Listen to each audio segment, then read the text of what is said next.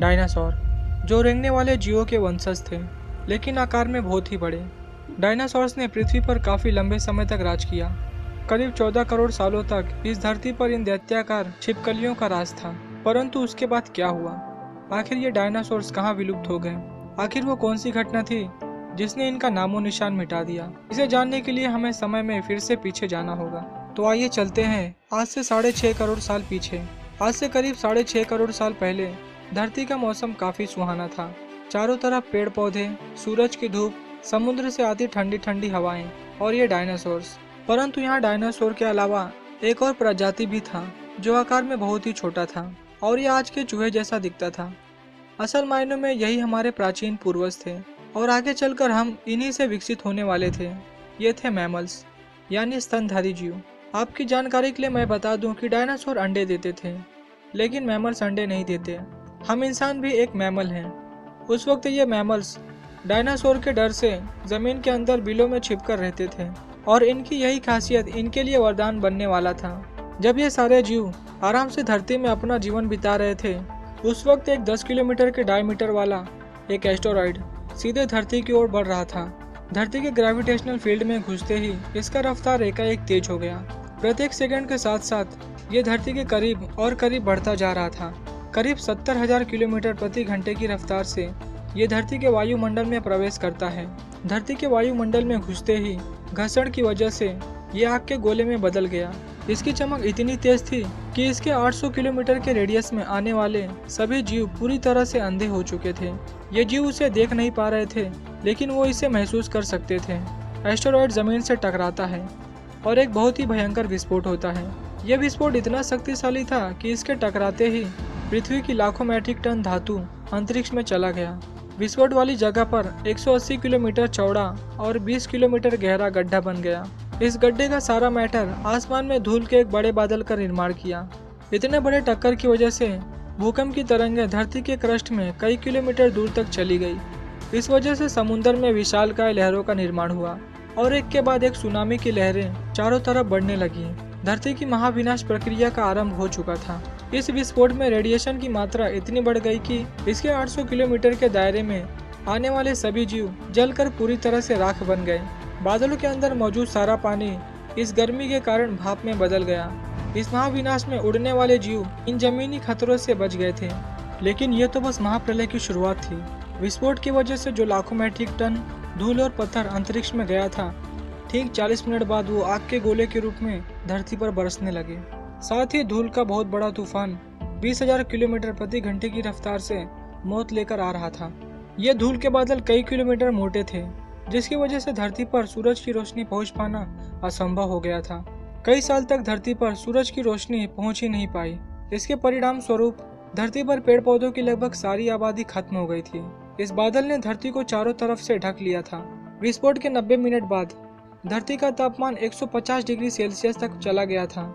इसकी वजह से जो डायनासोर विस्फोट के इलाकों से बहुत दूर थे, वो भी इस गर्मी से बच नहीं पाए। इस महाप्रलय में धरती की कुल 75% आबादी पूरी तरह से साफ हो गई थी। लेकिन यह महाप्रलय किसी के लिए फायदेमंद साबित होने वाला था। डायनासोर का अंत एक नई प्रजाति के लिए सुनहरा अवसर था, मैमल्स। इन्होंने खुद को इस महाप्रलय से बचा लिया था। अत्यंत गर्मी से बचने के लिए ये जमीन के अंदर रहने लगे और जिंदा रहने के लिए इसने सब कुछ खाना शुरू कर दिया। डायनासोर्स के अवशेष आगे चलकर हमें भविष्य में मिलने वाले थे, जिससे आज हम इनके अस्तित्व का अनुमान लगा सकते हैं। महाप्रलय के कुछ साल बाद अब धरती पूरी तरह डायनासोर से मुक्त हो चुकी थी और धरती पर एक नई शुरुआत की प्रक्रिया चल रही थी। इस नई दुनिया में हमारे प्राचीन पूर्वज समय के साथ साथ विकसित हो रहे थे। अब ये आकार में पहले से काफी बड़े हो चुके थे, परंतु अब भी ये दिखने में हमारे तरह बिल्कुल नहीं थे, क्योंकि इसे आगे चलकर कई अन्य प्रजातियों में विकसित होना था। आज से करीब 4.7 करोड़ साल पहले अब धरती का वातावरण लगभग पूरी तरह से आज के समान बन चुका था। इस वक्त धरती का तापमान 24 डिग्री सेल्सियस था और धरती का एक दिन करीब 24 घंटों का होता था। इस वक्त धरती के सारे महाद्वीप लगभग पूरी तरह से जाने पहचाने थे। केवल एक नए भूभाग की रचना बाकी रह गई थी। धरती के टेक्टोनिक प्लेट्स में एक बार फिर से हलचल हुई, जो धरती के दो बड़े बड़े द्वीपों को एक दूसरे के पास लेकर जा रहे थे। ये वही भूभाग है जहां आज इस वीडियो को देखने वाले अधिकतर लोग रहते हैं। यह है इंडिया, जो एशिया महाद्वीप की ओर तेजी से बढ़ रहा था। इन दोनों द्वीप के आपस में टकराने की वजह से एक नई भू श्रृंखला का निर्माण हुआ, एक नए पर्वत श्रृंखला हिमालय, और यह दुनिया की सबसे ऊंची चोटी माउंट एवरेस्ट। इस पर्वत श्रृंखला में गिरने वाला बर्फ आगे चलकर कई नदियों का निर्माण करने वाला था, जो भविष्य में दुनिया के लगभग आधी आबादी को पीने का पानी मुहैया करवाने वाली थी। लेकिन यहाँ धरती पर अब भी कुछ कमी रह गई थी। धरती पर अब भी कोई चीज लापता थी, वे थे हम मनुष्य। लेकिन परिस्थितियां बदलने वाली थी। आज से 40 लाख साल पहले अफ्रीका के पूर्वी इलाके में एक नए पर्वत श्रृंखला का निर्माण हुआ, ईस्ट अफ्रीका रिफ्ट वैली। ये पर्वत यहाँ आने वाले मानसून हवाओं के लिए एक अवरोध बन गई थी और इस वजह से यहाँ के जंगलों में बारिश आना बंद हो गई थी। यहीं इसी जंगल में रहते थे एप्स। ये पेड़ों के ऊपर रहते थे जहाँ उनको खाने की कोई कमी नहीं होती थी। इस वजह से ये हमेशा पेड़ों पर ही रहते थे। लेकिन अब यहाँ समय के साथ साथ सूखा पड़ने लगा। बिना बारिश के जंगल पूरी तरह से साफ हो गए और इन एप्स के लिए खाने की समस्या उत्पन्न हो गई। खाने की तलाश में इन्होंने पेड़ों से उतरने का निर्णय लिया। ये हैं एडिपिथेकस रेमिडस। ये हमारे पूर्वज थे जिन्होंने एक बहुत बड़ा निर्णय लिया था। इनका दिमाग एक संतरे के जितना बड़ा था और आकार में ये महज 4 फीट लंबे होते थे।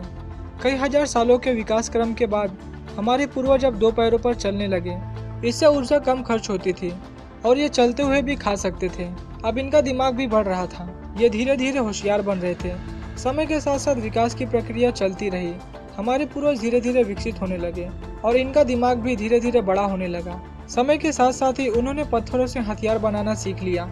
अब शिकार करना काफी आसान हो गया था। समय के बीतने के साथ साथ हमारे पूर्वज ने आग को भी काबू करना सीख लिया था।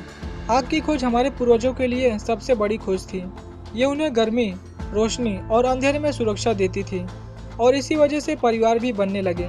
हमारे पूर्वज अब साथ साथ रहने लगे थे, इससे वो सुरक्षित रहते थे। आग में पके मांस को चबाने में कम ऊर्जा खर्च होती थी और इसी वजह से अब ये ऊर्जा इनके दिमाग में खर्च होने लगी। हमारे पूर्वजों का दिमाग अब काफी बड़ा हो चुका था। ये थे होमो इरेक्टस, हमारे पूर्वज जो अन्य जानवरों से ज्यादा होशियार थे और मिलजुल कर रहने वाले पहले जीव थे। इन्होंने अपने संदेश को दूसरे तक पहुंचाने के लिए अलग अलग आवाजें निकालना शुरू की। इससे हमारे पूर्वजों ने भाषा का निर्माण किया जिसके जरिए हम बातचीत कर सकते थे और ये हमारी सबसे बड़ी उपलब्धि थी। यही वो आखिरी विकास क्रम था जिसके बाद विकसित होकर हम बने। आज से करीब 2 लाख साल पहले कई सालों के विकास क्रम के बाद हमारा अस्तित्व शुरू हुआ। हम होमोसेपियंस यानी बुद्धिमान जीव। हमारे पास धरती के सारे जानवरों की तुलना में सबसे बड़ा दिमाग था। हमारे पास औजार थे, भाषा थे और सबसे बड़ी चीज हमारे पास दिमाग था। आज से करीब कुछ सेकंड पहले हमने और आपने साथ में मिलकर 4.5 अरब साल के इस सफर को तय किया। अब हम वापस घर आ चुके हैं। ये है हमारी दुनिया, हमारा समय। आज हम काफी विकसित और आधुनिक बन चुके हैं। आज हम अपने आसपास घटने वाली घटनाओं को पूरी तरह समझ सकते हैं। आज हम जानते हैं कि यह समुद्र कहाँ से आए। हम आज ये भी जानते हैं कि यह जमीन जहाँ पर आज हम खड़े हैं उसका निर्माण कैसे हुआ और आखिर में धरती पर जीवन कहाँ से आया था। लेकिन हमारा सफर अब भी खत्म नहीं हुआ है। हमें अभी और भी आगे जाना है। हमें संसार को और अच्छे से समझना बाकी है। तो आज के लिए बस इतना ही। अगर आपको ये वीडियो पसंद आया तो इस वीडियो को लाइक करें और नीचे कमेंट में बताएं कि आपको ये सफ़र कैसा लगा। अगर आप इस चैनल पर नए हैं तो इस चैनल को सब्सक्राइब करने के साथ साथ नोटिफिकेशन बेल को भी ऑन कर लीजिए। तो मैं मिलता हूँ फिर से एक इंटरेस्टिंग वीडियो के साथ। तब तक के लिए बाय।